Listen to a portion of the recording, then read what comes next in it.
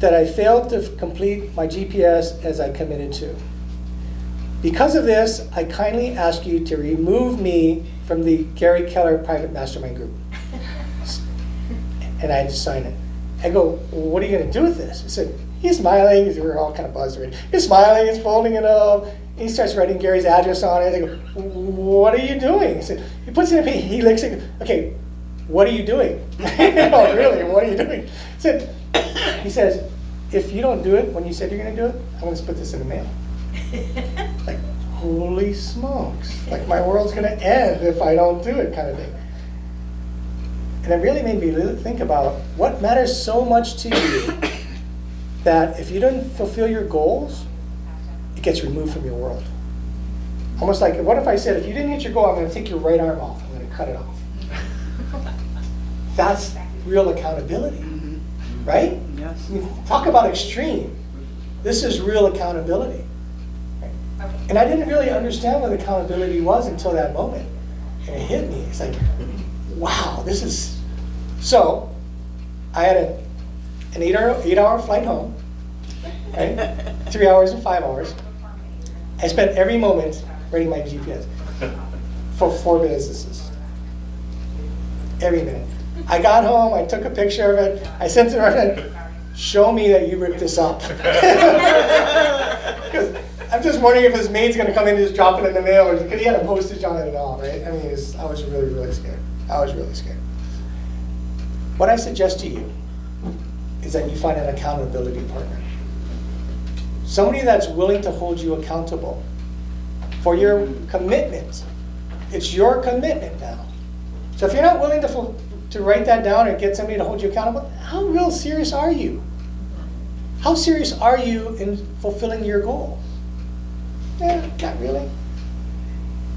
Your world will change when you have some serious commitments, and your world will change when somebody holds you accountable to them. So here's my question for you. Who's your accountability partner? Find one now. Now. Who's it going to be? It could be your spouse. Better be someone who's willing to hold you accountable. Yeah, absolutely. I'll give you another story. Another one of our clients, so I'm a MAPS coach, right? And I have a client in California, the Bay Area. This guy's been in business for a long time, 30, 40, longer than I have, 30, 40 years. Seasoned guy. He was a coach as well on his own. But he got into this little funk, like he knows what to do, he just wasn't doing it. And then, so I said to him, so do you want me to hold you accountable? I said, yeah. I said, no, really, do you want me to hold you accountable? He said, yeah. I said, okay. I said to him, tell me, who's your biggest competitor in your office? Who's your biggest competitor in your office? It's John Burns. I said, okay, John? Okay, go get your checkbook. I'm on the phone with him, right? He said, why? I said, you asked me to hold you accountable. I'm just trying to do you a favor. Go get your checkbook. Right? He said, go get your checkbook. Okay, write a check to him, put his name in there, and put $500. I was nice. I was going to put $5,000, but I said, put $500 in. So, what are you doing? He said, well, take a picture, send it to me. I said, okay, here's the deal. You asked me to hold you accountable, right? He said, yeah. I said, well, what do you want me to hold you accountable for? Well, I need to get on the phone every day. I know what to do, I'm just not doing it, okay? When would you like to do that? I said, well, I should really be at the office at 8. I don't get it there till 10 or 11 sometimes, but I really should be there at 8 and start to make phone calls. I said, okay, here's what we're going to do. At 8 o'clock every day, you will text me. At 8 o'clock every day, you will text me how many contacts you made the day before. And if you don't text me by 8 o'clock, I'm going to call your buddy's phone. I'm going to say, walk down the hall and go pick up your check for $500. Because it's yours. By the way, it's written already. Here's a picture of it. He said, no. So what are you so worried about? My wife hates this guy. She would kill me if I gave him money.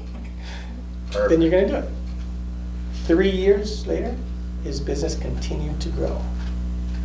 Every year his business grew because he had an accountability partner to hold him accountable. You can do that too. But I suggest you have somebody to hold you accountable. We can't do this alone. Nobody succeeds alone. Nobody does. Nobody does. So who's your accountability partner going to be? My youngest kid, dad doesn't lead gen, family's gonna be homeless. There you go. Every day. That's good. Right. That's good. How old is he? Don't tell me 2. 14. Okay, good. Yeah. Okay, good. So have that conversation with him. I need you to hold me accountable. And your kids are going to love this, right? Because we hold them accountable all the time. Right. It's good for them to be able to turn the coin on dad, right? It's powerful. You're going to see a big change. Anybody else want to volunteer? Who's your accountability partner? Coach. Yeah, can be a coach, absolutely. Right. The thing about the accountability though is you want it every day. You can't have it once a week. Easy to slide by 5 to 7 days and not doing what you're doing. It's too long. It has to be every day. What's really cool about this thing, you can text it every day. You know how long it took me to text it? So keep in mind, he's in California. 5 o'clock every day, I get a text from him. At 5 o'clock, I'm up because I'm going to serve. So I texted him back, good job. That's all I got to say. It took me no more than 30 seconds to, and that was a long text, right, to do that. So I should strongly suggest you find somebody that you can hold you accountable every single day. It's going to change your world. Yeah. If you want your world to change. Okay? All right. So let's start the journey. How do you get started? 1, be clear on your 20%. What's the 20% that's going to give you 80% of your results? Right. Number 2, progress is more important than perfection. And this is something that I struggled with because I was a perfectionist, and now it's more of I just want to see progress. It took me a long time to accept things not being perfect. Right? And perfection gets in the way of what's possible. If you try to be perfect all the time, you're not going to get progress, and you're not going to realize what's really possible down the road.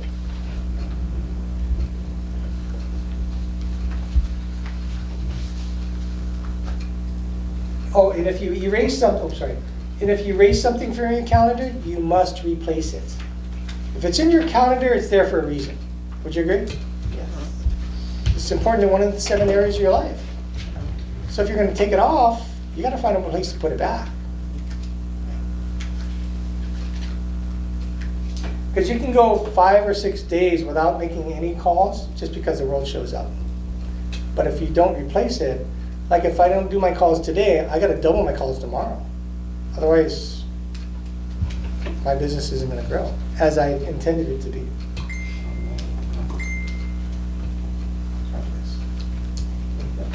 Oh, there you go. So again, build a bunker, fiercely protect your one thing. Fiercely protect it. Remove all your distractions and prepare yourself for success.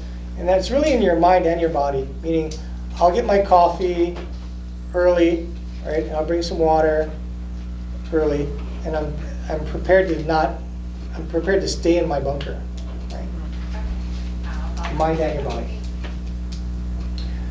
In closing, this is a very common picture. It's funny because I have been to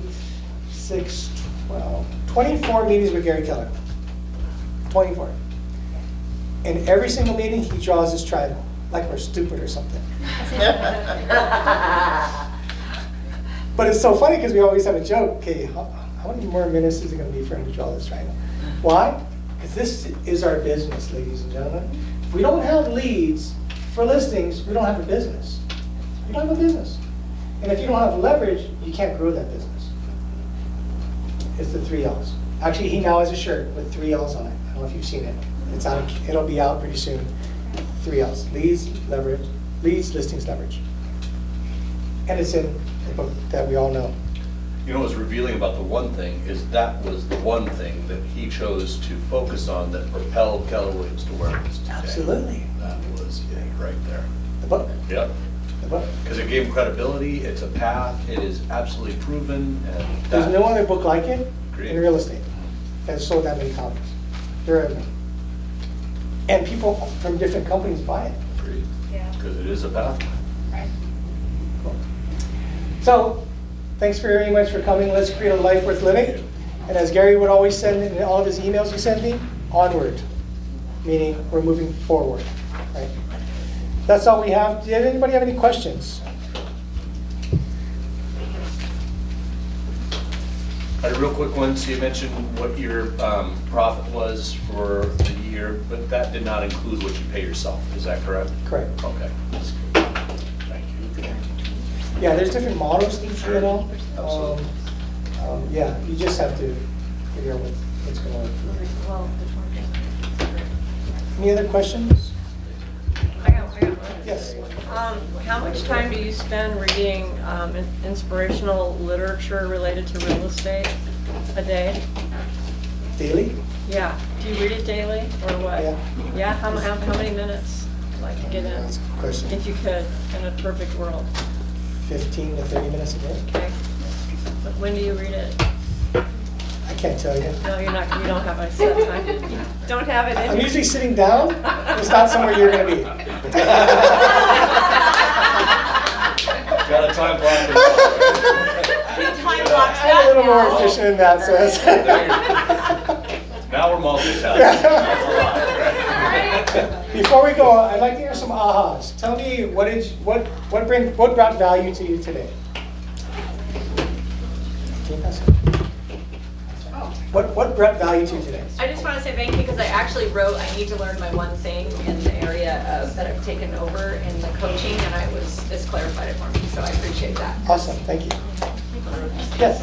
I think going back to something so basic like the visual board, Yeah.